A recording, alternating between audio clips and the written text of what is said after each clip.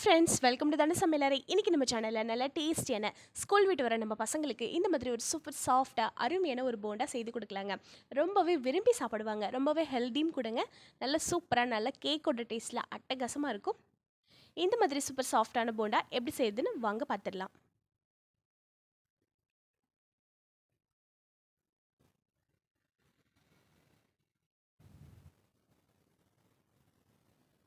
அதுக்கு ஒரு மிக்ஸி கப்பில் 2 முட்டையை உடச்சிட்டு உள்ளே சேர்த்துக்கலாங்க. உங்களுக்கு போண்டா ஒரு வேளை நிறைய வேணும்னா நீங்கள் முட்டையோட அளவையும் அதுக்கு தகுந்த மாதிரி நீங்கள் கூட எடுத்துக்கலாங்க. 2 முட்டையை உடச்சிட்டு இது கூட மிக்ஸி கப்பில் உள்ளே சேர்த்துக்கலாங்க.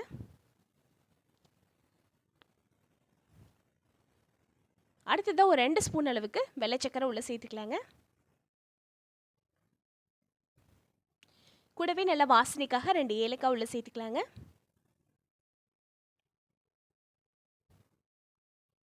அடுத்ததாக 3 ஸ்பூன் அளவுக்கு ரவை உள்ளே சேர்த்துக்கலாங்க.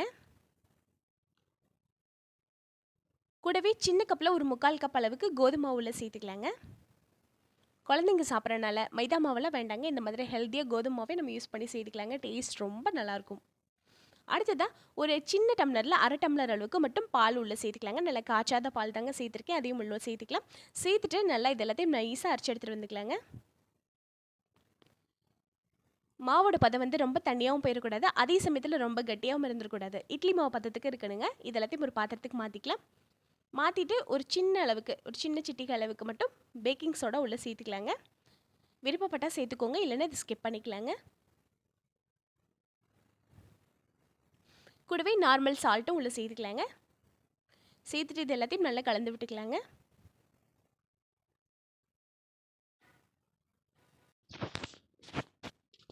கட்டிகள் எதுவும் இல்லாமல் இந்த மாதிரி கரண்டி வச்சு நல்லா கலந்து விட்டுக்கலாங்க.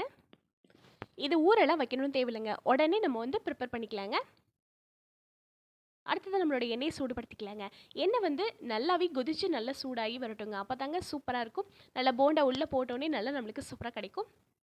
அதனால் எண்ணெய் நல்லாவே காயட்டும், வெயிட் பண்ணலாங்க. எண்ணெய் நல்லா காஞ்சதும் இந்த மாதிரி குழிக்கரண்டி எடுத்துக்கலாங்க. இந்த மாதிரி நம்ம வீட்டில் குழம்பு கரண்டி, குண்டு கரண்டி இருக்கும் பார்த்தீங்களா, அந்த கரண்டியில் எடுத்துக்கலாம். ஒரு டம்ளரில் நம்ம எடுத்து வச்சுருக்க அந்த மாவெல்லாம் ஃபில் பண்ணிக்கலாம். இல்லைன்னா இந்த மாதிரி ஒரு கரண்டி வச்சு ஃபில் பண்ணிவிட்டு அந்த குழிக்கரண்டியில் கொஞ்சம் போல் மட்டும் எண்ணெய் சேர்த்துட்டு இந்த மாவெல்லாம் நல்லா ஊற்றிட்டு அந்த சூடான எண்ணெய் எடுத்து அது மேலே ஊற்றி விட்டோம்னா அந்த நல்லா வெந்து சூப்பராக நம்மளுக்கு கீழே விழுந்து வருங்க. நல்ல குண்டா சூப்பர் சேஃபாக நல்லா பணியார மாதிரி பார்க்குறக்கே ரொம்ப அருமையாக இருக்குங்க. உங்களுக்கு ஒருவேளை இந்த மாதிரி செய்கிறதுக்கு விருப்பம் இல்லைனா நீங்கள் மாவு கொஞ்சம் திக்கான நார்மலாக நம்ம போண்டா பண்ணுற பதத்துக்கு நீங்கள் எடுத்துகிட்டு அதை நீங்கள் கையில் கூட விட்டுக்கலாங்க.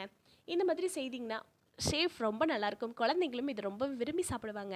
டேஸ்ட் ரொம்ப நல்லாயிருக்குங்க. மீதமுள்ள எல்லாத்தையும் இதே மாதிரி நம்ம தயார் பண்ணிக்கலாங்க.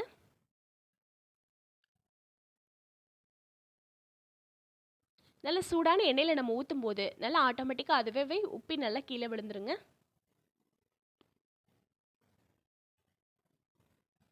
ஆனால் தீ மிதமாகவே இருக்கட்டுங்க. ஏன்னா வெளிப்புறம் சீக்கிரமாகவே கரிஞ்சு போயிடும், உள்ள மாவாக இருக்குங்க. அதனால் தீயை மிதமாக வச்சுட்டு நம்ம இதை செய்துக்கலாங்க. டேஸ்ட் ரொம்ப நல்லா இருக்குங்க. இந்த மாதிரி ஒரு ஆரோக்கியமான இனிப்பு போண்டா ரெசிபியை கண்டிப்பாக நீங்களும் உங்கள் வீட்டில் ட்ரை பண்ணி பாருங்கள். உங்கள் வீட்டில் உள்ள சின்னவங்க பெரியவங்க எல்லாருமே ரொம்ப விரும்பி சாப்பிடுவாங்க. அங்கே குயிக்காக பண்ணிடலாம். 10 நிமிஷம் போதுங்க. குழந்தைங்க ஸ்கூல் விட்டு வர அந்த கேப்லேயே ஈஸியாக பண்ணிடலாங்க.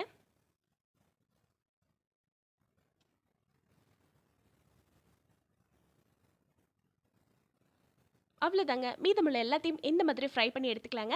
அட்டகாசமான இந்த ஸ்நாக்கை உங்கள் வீட்டில் நீங்களும் கண்டிப்பாக ட்ரை பண்ணி பாருங்கள். எப்படி இருந்ததுன்னு மறக்காமல் சொல்லுங்கள். உங்கள் சப்போர்ட்டை கண்டிப்பாக நம்ம சேனலுக்கு கொடுங்க. நன்றிங்க.